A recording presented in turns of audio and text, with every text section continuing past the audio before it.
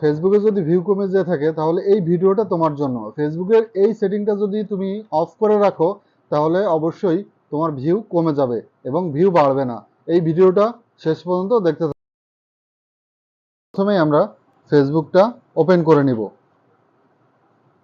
তারপরে আপনারা মেনু বারে চলে আসবেন।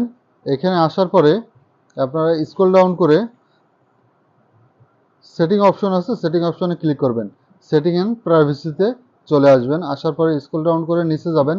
নিচে আসতে আসতে মিডিয়াতে ক্লিক করবেন।